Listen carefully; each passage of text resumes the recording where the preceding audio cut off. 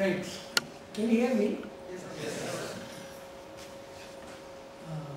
Actually, there was a minister from Kerala where the director was from, and he said when he was in the class, there were students, some who would sit in the front row, some who were in the middle row, and some who sat in the back.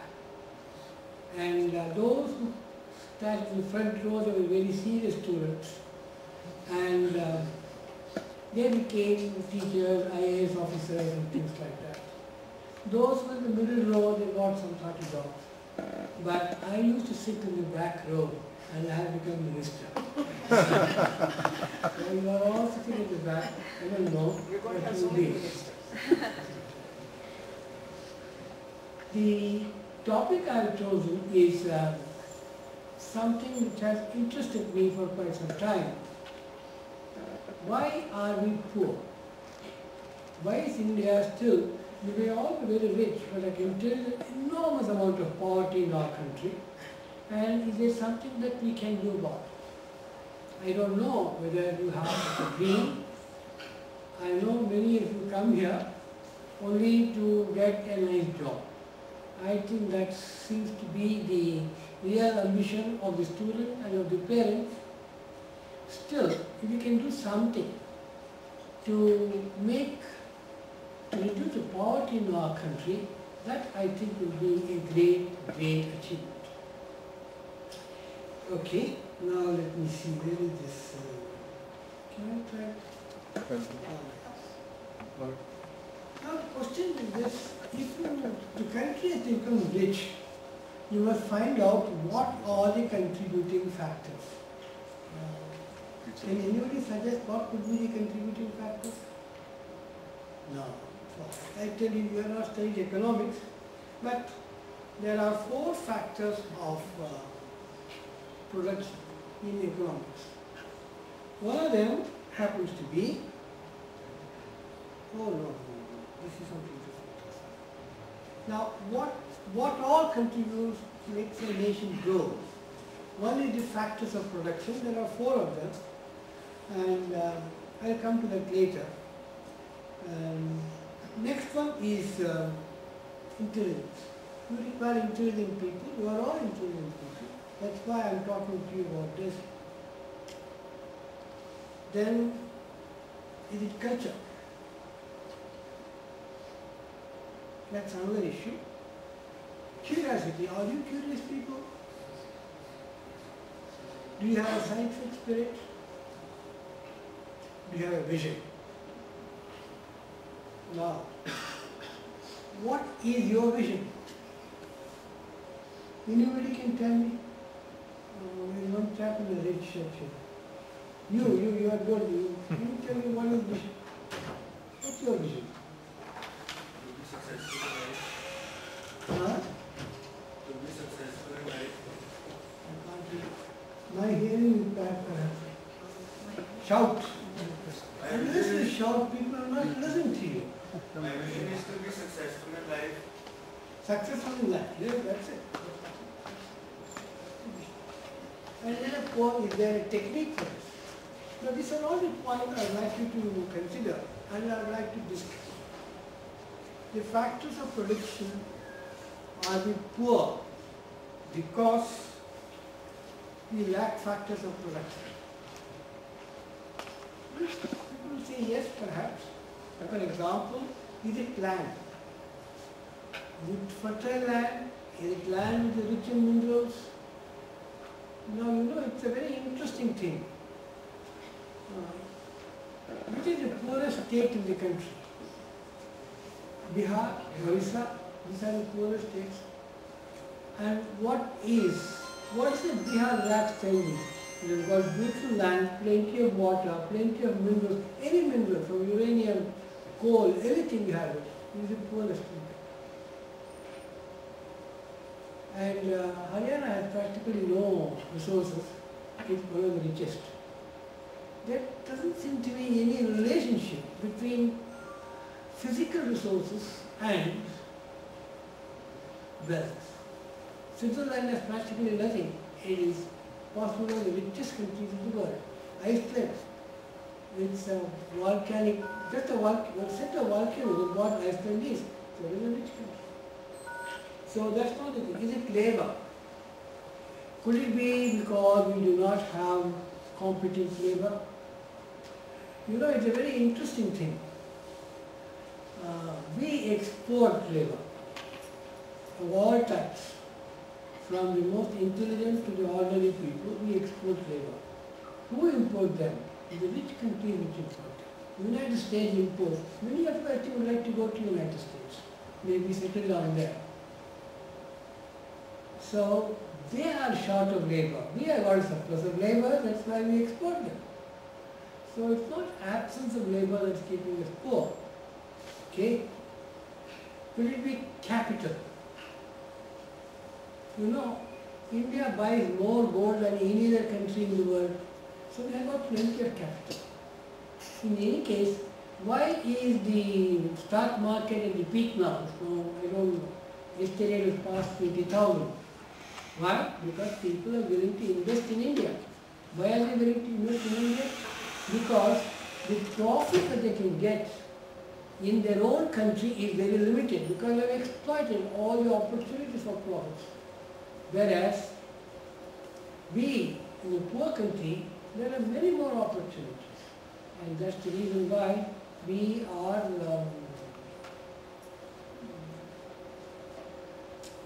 have no problem as far as capital is concerned. Capital is available, we want to can get more. Is it technology? Do we have technology? You know, it will appear that a country will be poor because it does not have proper technology. On the other hand, what technology did Singapore have 40, 50 years ago? What did Korea have? What did Taiwan have? They have practically no technology. It's interesting. There is a very famous hotel in Singapore called Raffles. And there's a plaque. I have not seen it. Somebody should go and see it. It says, Sir Richard Raffles, he says, hope one day this city will become as great as Calcutta is. Now, where is Calcutta today? Where is Singapore? So it has nothing to do with technology. Technology is available. Well, which are then the factors of growth? This is done by Denison, an American economist, who calculated what were the things that contributed to the growth of the United States between the year 1929 and 1982. I think we are somewhere in the same situation in which the United States was in 1929, so I suppose what it is there could be applicable to us. Very interesting, you know, capital contributed only 10%, but R&D contributed 64%. Better management, economy scale, and education contributed 30%. So you find the two great things were R&D and education. So, well, having done that, here is a graph. If you have growth based on capital, the way, for example, you have in the Middle East, it saturates after some time. It doesn't grow. If you make it of technology, for example, Korea, Singapore, and so on, it grows faster. But why is it United States is still the most successful country in the world? Because their growth depends on technology development. So you find that if really India was to grow, we have to develop our own technology.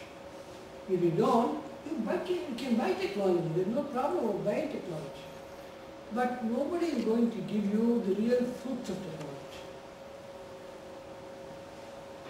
You will get what I call the peel of the banana, not the banana itself. You will eat the banana and you will eat it. That's what you will get. In fact, there used to be, I don't know whether you people read it, a very famous author called Asimov. How many of you heard of Asimov? Not bad, not bad. Asimov, in one of his short stories, he talks of students. In those days, somewhere in 300 years hence, at the age of 5, all the children will be lined up, they put some machine on top of them, and immediately they become literate. They know how to read and write and so on. At the age of 18, you put another machine and they become, one person becomes a metallurgist, somebody becomes a computer engineer, some other person becomes a laborer or whatever it is. Depending on the person's ability, they used to do that. So there was one chap who was so curious that he found in the attic some books. So he read some books. So when he went for the age of 5, the person looked at him, oh my, have you been reading anything? He said, yes sir. Where did you get it? He said, I found it in some attic or that. Okay. So all right, anyway he went through. For another 13 years, at the age of 18, he was very keen to become a computer engineer in a planet in the star Riesel. Riesel is one of the bright stars you see. It's called Mahanakshatra in our language. And but the man, he looked at him, he went from one doctor to another, and they said, no, you will be very well looked after, young man. You don't have to worry, but you are not going to get any job. He said, I am prepared to work even on our people. No, you just do that. Then one day he escapes. Actually he was on an asylum, he escapes. And one elderly gentleman protects him from a policeman who was about to catch him because he had no papers. And then he finds out that he was being detained because he was an extremely brilliant man. And the reason given was this: if we send our brilliant people, what will happen to our exports? We want to keep our brilliant people. Unfortunately, we export our brilliant people. So remember that if you really are brilliant, don't go to the United States. What is it you want? You want a challenge? Challenge is here, not there. So anyway, this is by the way. Now it comes to intelligence. Are Westerners more intelligent than us? Are we less intelligent? This is something that you have to ask yourself. If you think you are less intelligent, then of course you think you should go to the United States. But if you are more intelligent, I suggest you stay here. And I'll tell you why. There are 8 types of intelligence. Factual, you are all very good at it. Numerate, you are also very good at it. Now can you find out why 2 plus 2 can be 4, 3, 2, 10, 11? 4, 2 plus 2, 4, 2 plus 2 can be 3, 2 plus 2 can be 2. Depends on the logic that you have. It could be 10. 1, 0 can be 1, 1. Can make it. Then there is a spatial one, good artist. Hussein, for example. Athletic. We are going to find them, hopefully some of them in the next week in Delhi. Analytic, I am sure you are good in analysis. Linguistic. Some of you are good, some of you aren't, but that's another skill. Intuitive. Emotion. Now you know, all these are different kinds of intelligence, and whichever one you have, you should emphasize. In fact, politicians are very good in linguistic and emotional intelligence. That's why they rule over us. Now, here is a quotation I would like you to read. This is given by C.V. Raman about 2-3 months before he died. It's a very beautiful quotation. I would like to tell the young men and women before me not to lose hope and courage. Success can only come to you by courageous devotion to the task lying in front of you. I can assert with the fear of contradiction that the quality of the Indian mind is equal to the quality of any Teutonic, Nordic, or Anglo-Saxon mind. What you lack is perhaps courage. What you lack is perhaps a driving force it takes from anywhere. You know, you find Rajan is here, we have got Pawar, Uday, Tadali. They stayed here, they built a very beautiful institution, including this one they are building here. Because why? Because they had the courage, that self-confidence. They never wanted war. They didn't do it. We have, I think, developed an inferiority complex. Why do you want to go abroad? Because you have what an inferiority. You think that paved with gold. I'm not sure about it. I think what is needed in India today is the destruction of the defeatist spirit. We need a spirit of victory, a spirit that will carry us to a rightful place under the sun, a spirit which will recognize that we, as inheritors of a proud civilization, are entitled to a rightful place on this planet. If that indomitable spirit were to arise, nothing can hold us from achieving our rightful destiny. I think that we should ponder over this. Please do think about it. We are not unintelligent. Culture. Here is a problem. Can you think out of the box? I'll give you an example. You know, this is 1,000 years. Even the atheistic chief minister of Tamil Nadu, he is going there, I think in a day or two, for this temple, for the 1,000 year of this temple which is in Tanjavur in Tamil Nadu. He has got there, right at the top.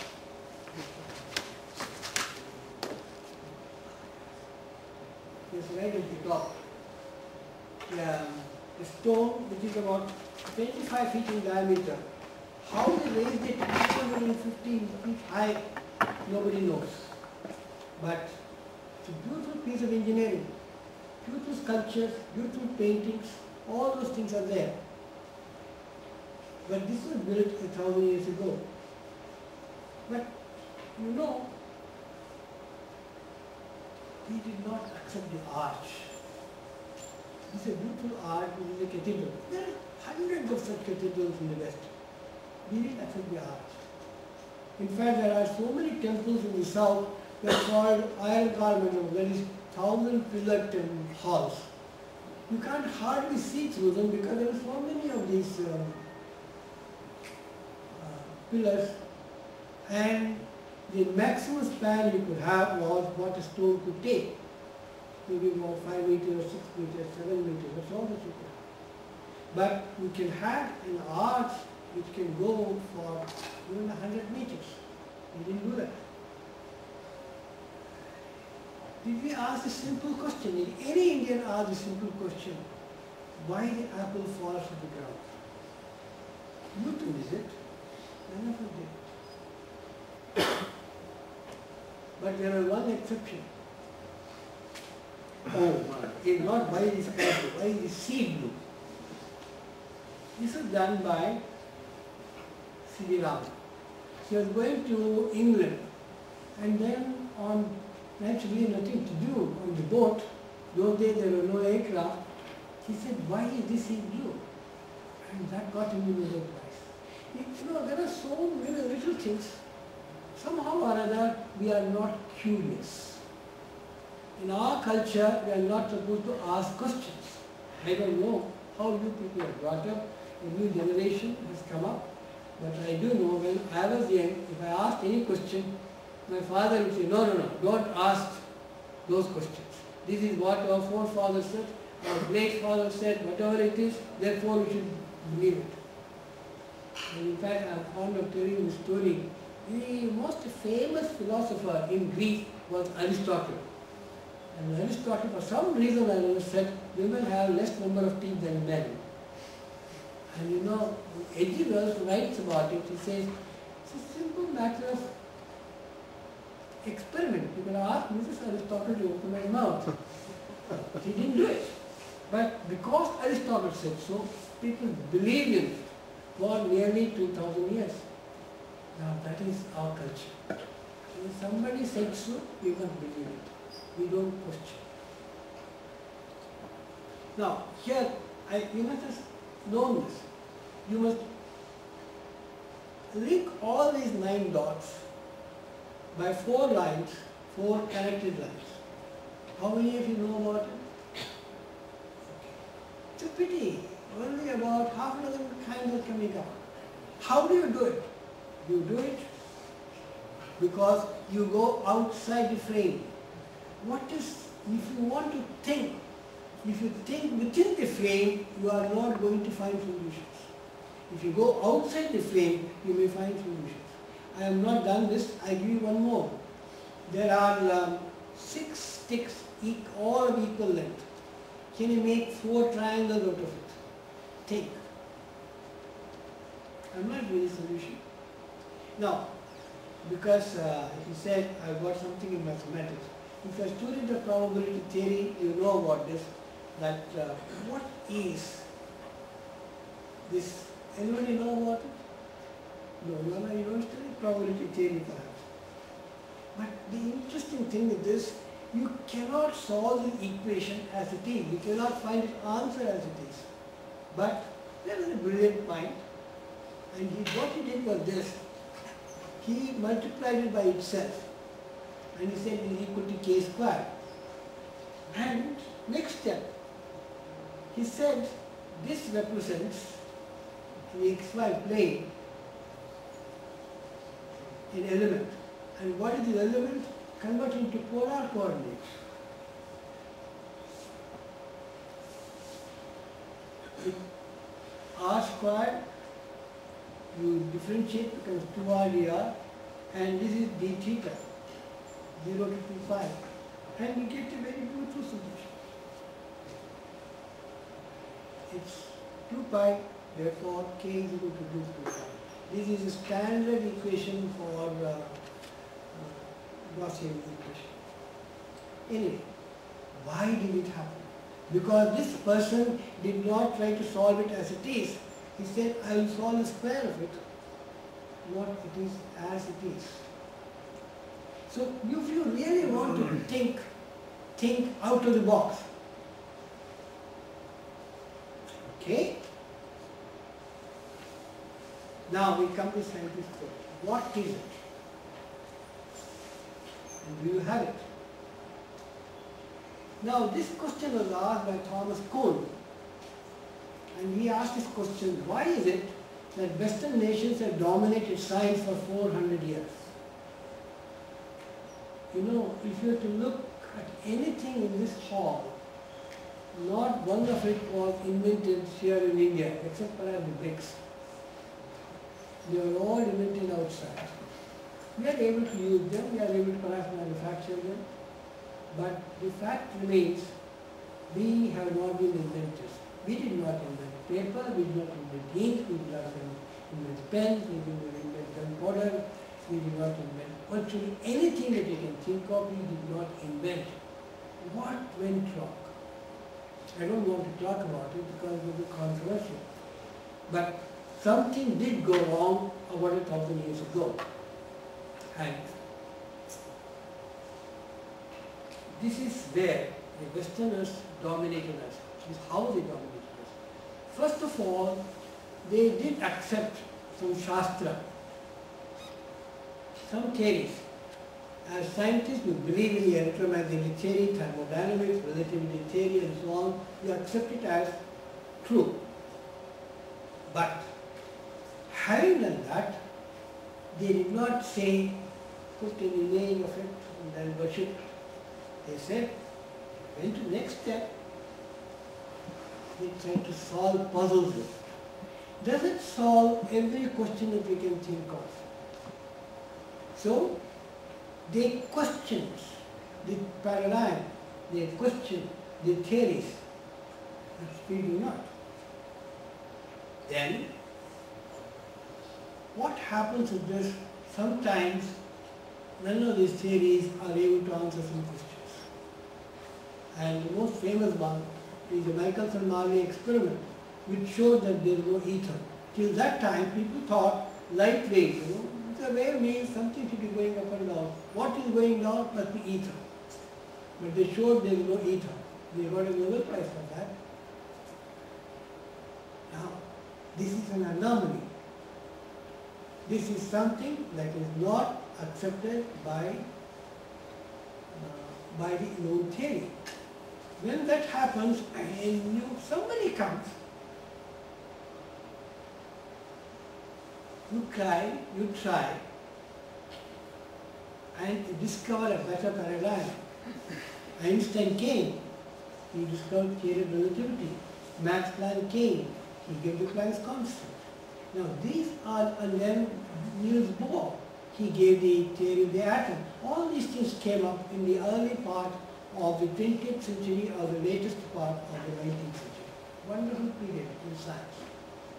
Actually, I'm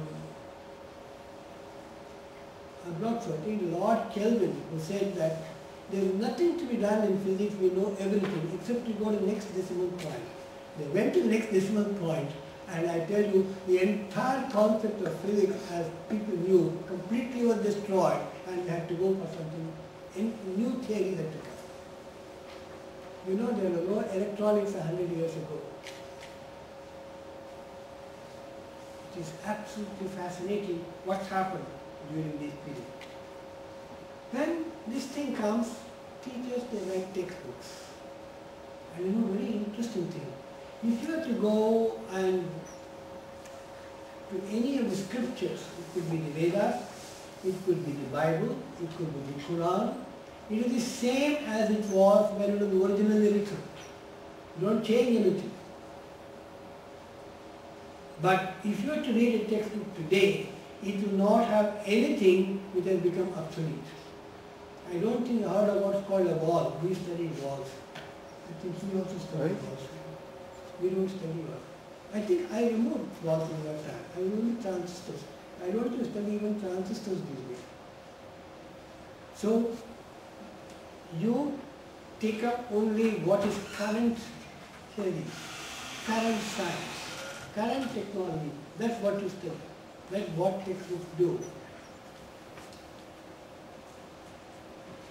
This is how, because this cycle is 6, 5 or 1, 2, 3, 4, these 5 steps, and then this goes round and round. This is how the Westerners, they discard all sorts of things. They question. You know, for example, they found out, they used to set a clock in London, and England is a very small country. Just 300 kilometers away was the Exeter. And they found that the clock that they had in London was about 2 minutes behind when it came to Exeter. And that's how they found that the earth rotates. When the earth rotates, time is different. Time is different. Actually in Delhi, in Imrana, it is different. So this curiosity, you should have curiosity. Then only you will find new things. Then only you will invent. Then only you become innovative. Now, in physical sciences, there is only one paradigm. Whether you are an American or an Indian or an African or a European, you all believe in the same theory. But not in the social sciences.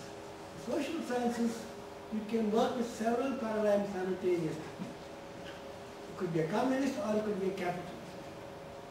You could be a monarchist, you could be an autocrat, you could be a democrat. These are all different paradigms that you have. Some people believe in it. Some people believe that China has done very well, therefore we must have autocracy in our country. Some people say no, we must have democracy. It depends. There is a different paradigms in social sciences. But if you are a scientist, you have got only one paradigm. And normally, only when there is something called doubts. For example, there is what's called string theory. There is still a doubt. There is still a doubt about the way the earth, the universe was created. So, apart from that, you work normally with theories which are accepted by everybody. Now, we come to the purpose of education. That is to impart knowledge, to generate scholars. Hopefully, by the time you leave this university, you will be a good scholar. But what do you come here for? You come to acquire wealth, not acquire knowledge. Very interesting. But I don't blame you. But how do you become rich? But if this university is successful, I hope it is, it will also inculcate in you the ability to create new knowledge. That is the one that will make a country rich. New knowledge. You could be a very good business person, become very rich, but you would have used some new knowledge, and that is the one that makes a difference.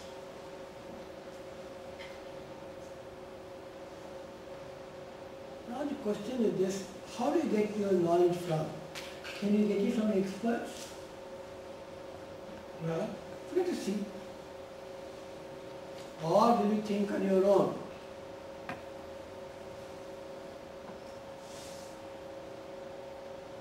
The bumblebee, I don't know whether you have seen a bumblebee, it's virtually spherical in shape. It has no aerodynamic capability at all. And therefore, we can say, theoretically, bumblebee cannot fly. But it does not know any aerodynamics, therefore it does fly.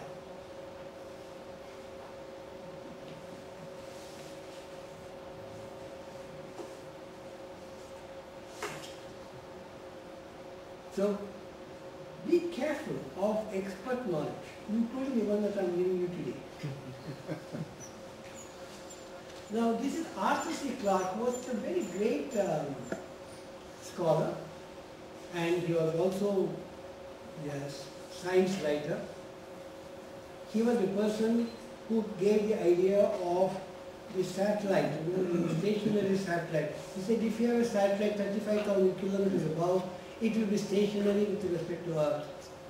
He didn't patent it. And he died in Ceylon. He was in Sri Lanka during his final years. He died a couple of years ago. This is what he said.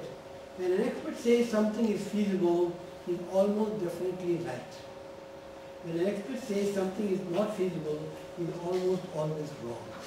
Remember this. It's a very beautiful concept.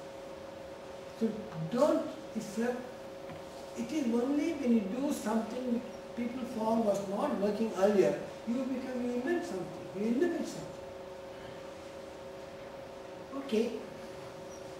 Now, when you innovate, you have got a problem. This is Max Planck. And he says, a new scientific tool does not triumph by convincing its opponents and making them see the light, but rather because its opponents eventually die. And a new generation grows up and is familiar with it. When you come with something new, don't expect that it will be easily accepted. Planck had a lot of problems because Einstein did not believe his theory. That's why he wrote this. So, beware. If you are an inventor, you are going to have a lot of difficulties. So, do you have vision? A vision for the future? This is Moore, who gave the Moore's law. And what did he say? Complexity of a minimum component costs an increase at a rate of roughly a factor of 2 per year. That means by 1975, the number of components per integrated circuit for minimum cost will be 65,000. I believe that such a large circuit can be built on a single wafer. This is Moore's prediction somewhere in 1960s. Where are we now? We are having 2 million components now. He could not pretty beyond 1975, she was afraid. But can you think of some other technology by which it goes to 4 million, go to 10 million, go to 20 million? We just don't know. So this is the challenge that you are going to have. How are you going to stack up more and more circuits into a chip?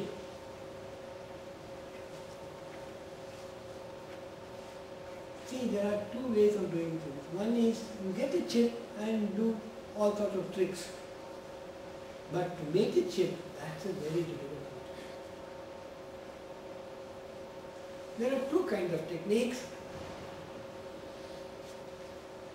One is top-down approach. You take a large piece, break it into small pieces. That's what you do in semiconductor technology. Make it smaller and smaller and smaller. I remember when Michelson-Morley of Sony wrote to the Bell Labs, you have got 2 chips on a transistor. Can I have the technology of that? The Bell Labs did not bother about it. Okay, take it. But Sony developed from 2 chips, it became 4 chips, it became hundreds of chips. That's how integrated circuits came. The other one is this: can you build something which is small and build it up? This is a nanowatt. It is, the new technology is nanotechnology. What are we going to do with it? I do not know. It's for you to find out.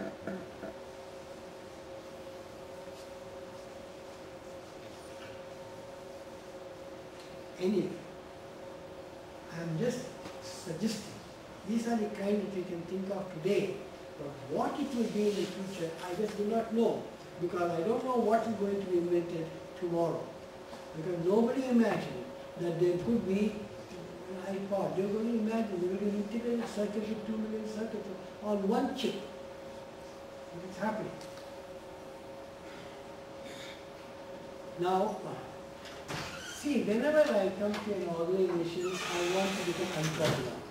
So, I am giving this quotation, which was actually given by Mahatma Gandhi. Recall the fame of the poorest and the weakest man whom you have seen, and ask yourself, the step you contemplate is going to be really used to you.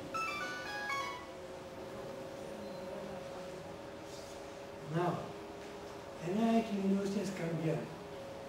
Do you think this university has done anything for the poorest and the weakest man? This is what I am going to ask you. It's not for you. You become directors, you become chairman, you become an entrepreneur, you can become many things. But we forget this. In fact, I didn't think of doing this when I was director of NIIT Madras. How it can be done, it's a different issue altogether. That's a very big, complicated problem. But unless you think about it, you will not be able to do what is really needed to make our country rich. Our country will become rich not when you become rich, not when Ambani becomes rich, but when the poor people, they become rich.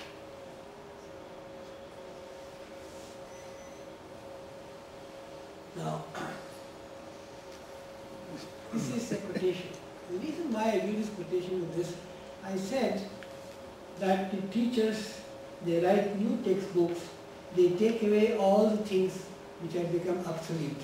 They don't write about phlogiston theory, they don't write about other things which have become obsolete now, about ether and so on. We don't write about it.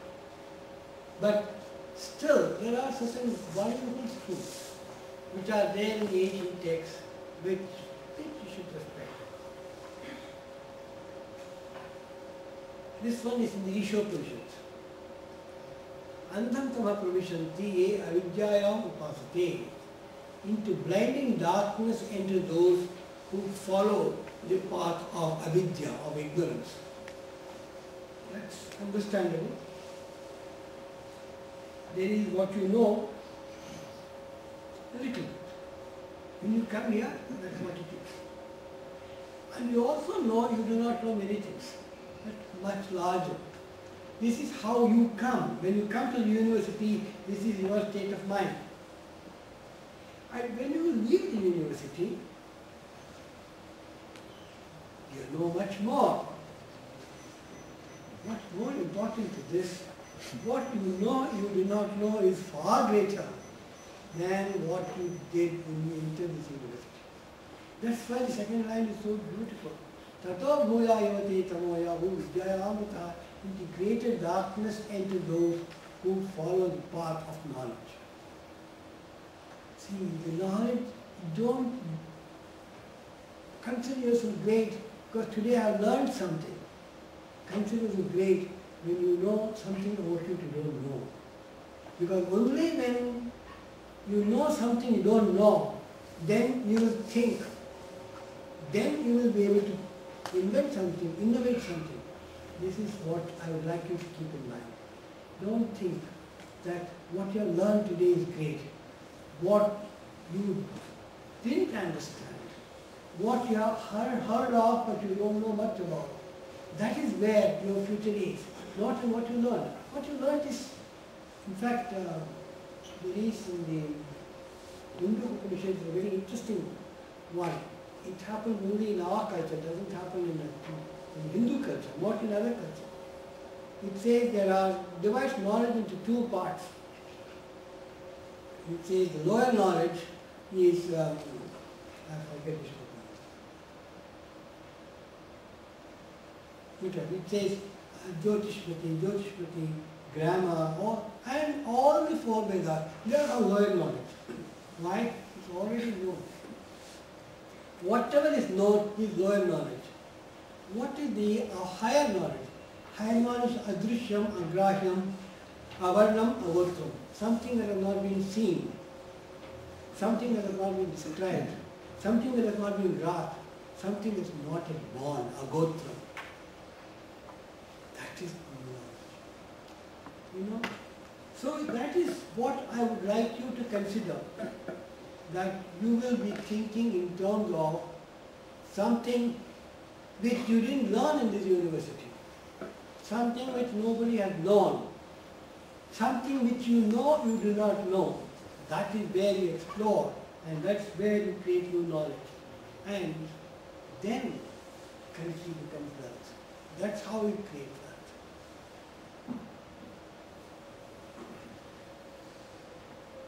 But unfortunately, what's happening is this, such people are not highly respected. How many engineers are there in our country who are at the top? Very few. Very, very few. The people who are at the top are those who are not very well educated, unfortunately. But this is something that is given by for the editor of the IEEE spectrum. It's a very beautiful idea.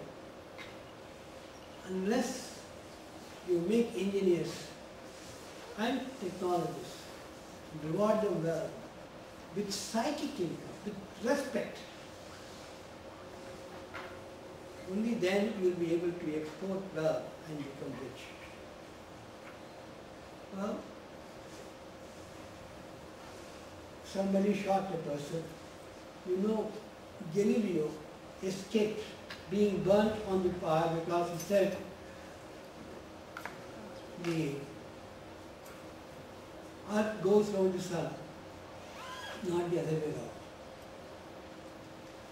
So you will be in trouble whenever you invent, whenever there will be a lot of people who will say, I heard this before 100 times. Professor, if the idea is so good, why is it not being done elsewhere? This is the usual question that you will have to answer. But I wish that you will invent something, innovate something, do something that is new, and that will give you a kind of happiness and a pleasure that you will never get with mere money. That I can tell you that. The day you have found out a solution to a new problem, that is the day in which you will be really happy. And that happiness, I pray that you will have. Thank you.